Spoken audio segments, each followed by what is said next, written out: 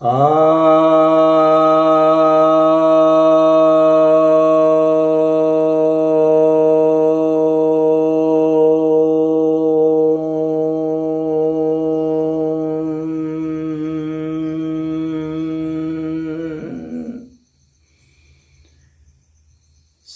भक्तजनों को सप्रेम नमन। भक्तों, आज मैं आपके समक्ष श्रीमद् भगवद गीता के पंचदश अध्याय के त्रयोदश श्लोक यानी 13वें श्लोक, 15वें अध्याय के 13वें श्लोक पर प्रवचन करने जा रहा हूँ। यह श्री भगवान वाच है। श्री भगवान कहते हैं, गामाविश्य च भूतानि धारयाम हम मोजसा पुष्णामि चौषधि सर्वः सोमो भूत्वा रसात्मकः। अर्थात लोकों में प्रविष्ट होकर के सभी प्राणियों के, सभी तत्वों के, सभी तत्वों को मैं धारण करता हूं अपनी ओज शक्ति से, और सभी वनस्पतियों को, यहाँ वनस्पतियों का विशेष उल्लेख किया गया है कि सभी वनस्पतियों को सब तरीके से उसमें रस भर के उसको मैं पुष्ट करता हूँ, उसको मैं पालता हूँ, पोसता हूँ अपनी चंद्र शक्ति से। सोमो यहाँ चंद्र लोक के लिए आया है, चंद्र शक्ति से। तो यहाँ भगवान ने यह बताया है कि यह जो लोक है, इस लोक में प्रविष्ट होकर के सभी प्राणियों को अपनी ओज शक्ति से वे धारण करते हैं। जितने भी प्राणी हैं और जितने भी लोक हैं, जितने भी संसार हैं, जितने भी, चाहे पृथ्वी लोक हो, चाहे सूर्य लोक हो, या कोई भी लोक हो, उन सभी लोक को धारण करना यानी उसको थामे रखना, उसका पालन पोषण करना, तो उसका पालन पोषण और उसमें जो प्राणी रह रहे हैं और जो वहाँ के तत्व हैं, कॉन्स्टिट्यूएंट्स हैं, चाहे लोहा हो, तांबा हो, सोना हो, चांदी हो, कोयला हो, हवा हो, जो भी है तत्व, उन सभी तत्व को ईश्वर ही धारण करते हैं। ऐसे तो लगता है जैसे कि इन सब का आश्रय तो स्पेस है, स्थान है, लेकिन उस स्थान का आश्रय चूँकि स्वयं ईश्वर है, इसीलिए उन्होंने कहा है कि उसे मैं धारण करता हूँ। और किस चीज़ से धारण करते हैं, तो यहाँ कह रहे हैं कि अपनी ओज शक्ति से।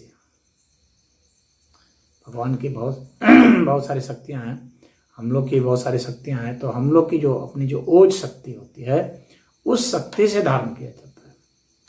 यानी हम लोगों ने जो कुछ भी धारण किया हुआ है, हम लोगों ने जिसको भी ग्रहण किया हुआ है, जिस चीज़ को, जिससे हम इंटरेक्ट कर रहे हैं, जिसको हम चला रहे हैं, जिससे कुछ ग्रहण कर रहे हैं, वे जो शक्ति हैं वे ओज कहलाती है। ओज शक्ति बहुत सूक्ष्म शक्ति है। यह प्राण शक्ति से भी सूक्ष्म है। इसीलिए आप देखेंगे कि जो व्यक्ति अब मरने जैसा हो जाता है, उसके शरीर से चमक, ओज कम हो जाता है। ओज जो है चमक से पता चलता है। कुछ आपके चेहरे पर चमक आती है, उत्साह आता है। तो चेहरे पर जो आभा आती है, वह जो व्यक्ति बीमार हो जाता है या मरने के करीब हो जाता है, उसकी शक्ति एकदम घट जाती है, उसका चेहरा उदास, मलिन हो जाता है। तो जिससे चेहरा चमकता है वह, और जिसका चेहरा मलिन हो गया वह, इसके जो बीच का जो अंतर है वो ओज शक्ति के कारण ही है। प्राण शक्ति तो उसमें है अभी तो वह जीवित है, चाहे रोगी है तब भी जीवित है। और जब मरने वाला है 1-2 महीने पहले या 1-2 दिन पहले, तभी उसमें प्राण है, लेकिन उसकी ओज शक्ति जा चुकी है। ओज शक्ति जो है वो प्राण शक्ति को धारण करती है।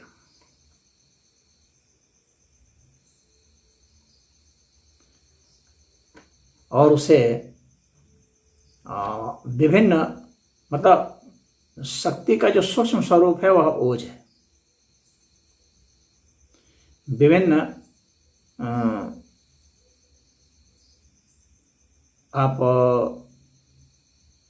चक्र कुंडली का जो मैंने जिक्र किया था उसमें देखेंगे विभिन्न चक्रों की अलग अलग जो है वो आभा होती है।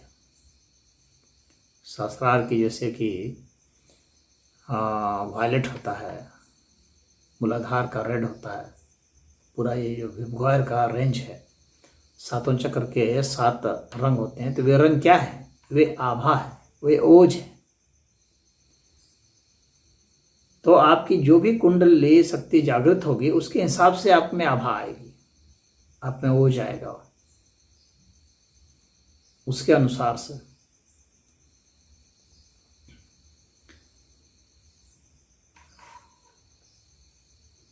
और जब सारे चक्र जागृत होंगे तो उसकी आभा बिल्कुल गोल्डन हो जाएगी, सभी दिशाओं में उसकी गति हो सकती है, हर तरह के क्षेत्र में उसकी गति हो सकती है, क्योंकि उसके सभी कुंडलिनी चक्र जागृत हो चुके हैं। तो उसकी आभा बहुत उच्च स्तर की होगी, वह मलिन नहीं होगा। परिस्थितियां कितनी भी विषम हो जाए, परिस्थितियां विषम हो जाने पर क्या होता है कि मनुष्य मलिन हो जाता है, हताश निराश हो जाता है।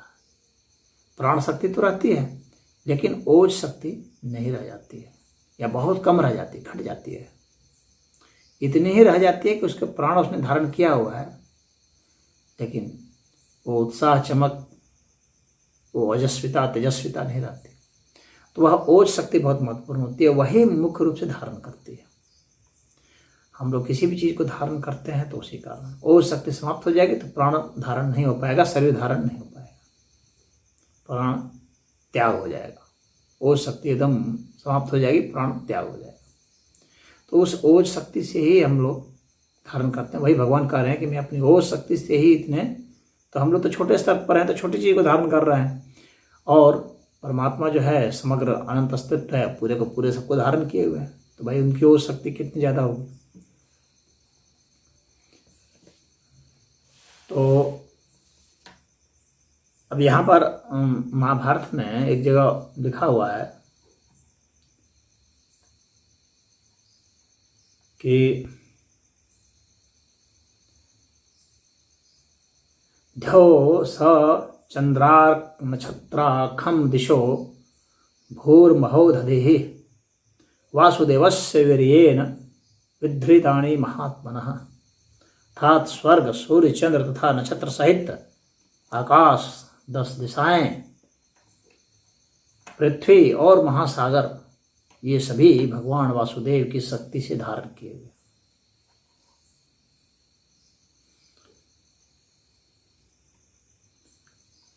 या तो आप उस शक्ति का जो नाम यहाँ पर ओज दिया गया है तो वह ईश्वरीय शक्ति, उससे ही यह धारण होता है। बिना शक्ति के तो धारण रहेंगे। आखिर इनमें गतियां हो रही हैं, किसी नियम के तहत हो रही हैं, और क्रिया प्रक्रिया कर रहे हैं, अपना स्थान रखे हुए हैं, उसमें ऊर्जा है। ये सब जो है ये ईश्वरीय ओज से ही संभव है। अब इसके बाद कहते हैं कि जो औषधियां हैं, यानी जो अन्न है, यहाँ औषधि जो प्रयोग किया गया है वह अन्न के लिए है, हर तरह के मतलब वनस्पतियों के लिए है औषधि जो है। इस औषधि का मतलब सिर्फ यह नहीं समझना चाहिए कि जब हम लोग बीमार पड़ते तो जो लेते हैं वही औषधि, नहीं। औषधि चूंकि हम लोग के शरीर की प्राण शक्ति, यहाँ उसको एक प्रतीकात्मक अर्थ में प्रयोग किया गया है, तो जिससे हम लोग पुष्ट होते हैं, जिससे हम लोग स्वस्थ होते हैं, उसको औषधि कहा गया है। बिना अन्न के तो हम लोग स्वस्थ रह नहीं पाएंगे। तो अन्न है, फल है, जितने भी हैं चीज़ें हैं जिससे हम का मतलब सिर्फ मनुष्य नहीं है बल्कि सारे प्राणी जो हैं, चाहे कीड़े मकोड़े क्यों नहीं हो, मच्छर मक्खी क्यों ना हो, ये सभी जितने भी हैं, चाहे कोई पशु पक्षी वो जो भी हैं, तो ये वनस्पतियों के लिए भी है कि जितनी भी वनस्पतियां हैं, पशु पक्षी सब कुछ हैं जो उस पर निर्भर हैं, तो उन सभी औषधियों को यानी उन सभी वनस्पतियों को, यहाँ यह समझ लीजिए आप, उसको रसमय बनाते हैं, उसमें रस भरते हैं, उसको स्वादिष्ट बनाते हैं, उसको पचने योग्य बनाते हैं, खाने योग्य बनाते हैं, स्वादिष्ट बनाते हैं।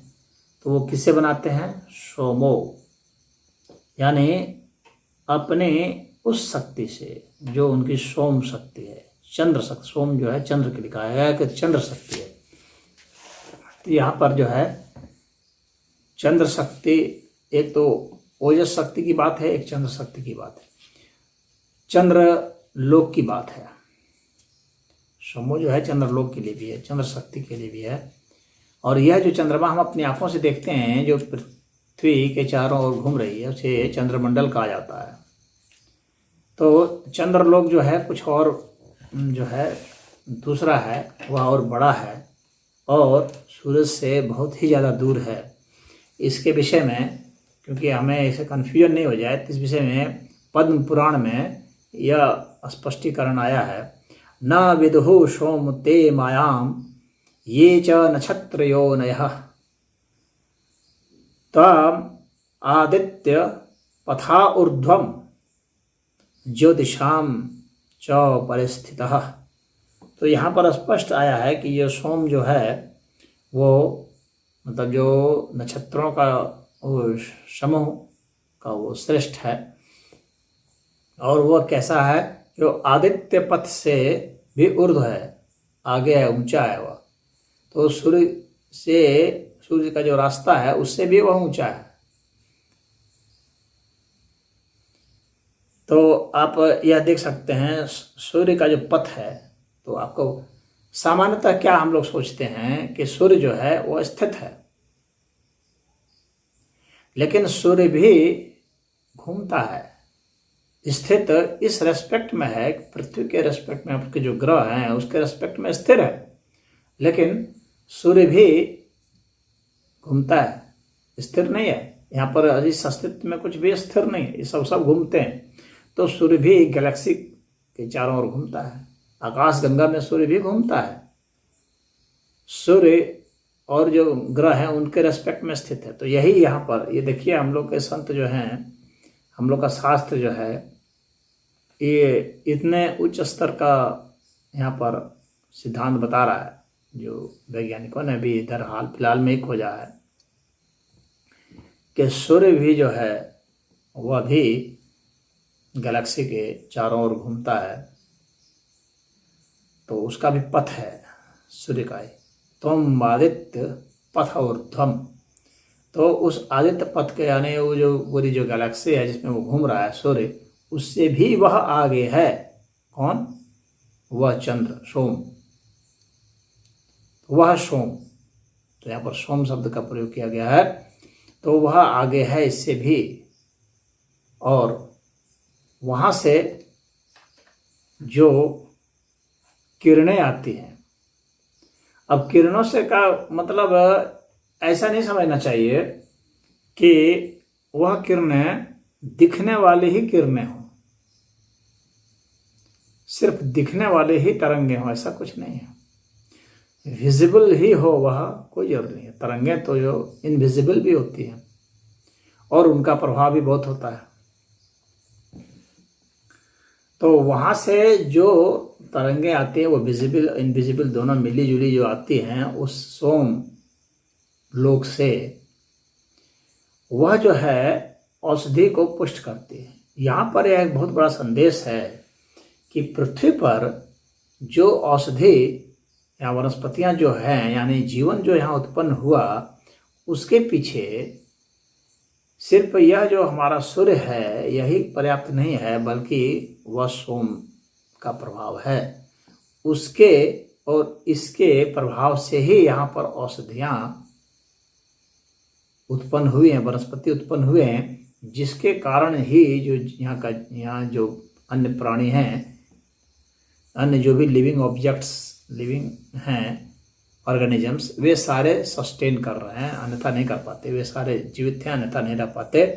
तो उसका उन्होंने वहाँ वर्णन किया है। तो वह उनकी सोम शक्ति है जो सोम लोक से आती है और जो वनस्पतियों के लिए बहुत जरूरी है। अब तो यह वैज्ञानिकों को पता लगाना पड़ेगा कि वनस्पतियों के लिए सिर्फ सूर्य की ऊर्जा पर्याप्त नहीं है, वे लोग कुछ और भी रिसीव करते हैं, और भी तरंगें वे ग्रहण करते हैं, जिसके कारण ही वो जो उनको फोटोसिंथेसिस प्रोसेस उनका होता है वह हो पाता है और वे बढ़ पाते हैं, पुष्ट हो पाते हैं, रस ले पाते हैं। रस खींचने की जो ताकत है उनमें, इसीलिए यहाँ रसात्मक कहा भगवान ने प्रयोग किया। तो रस जो पृथ्वी से खींचते हैं, जो कि उनके फ्लोएम से होते हुए भीतर जाता है, तो वह जो रस जो खींचते हैं, तो उस रस को खींचने की जो उनमें ताकत है वह कैसे है, जो उनमें संचार होता है, जो धरती से खींच लेते हैं सब रस को, और जो सूर्य की रोशनी है उससे जो है वे बनाते हैं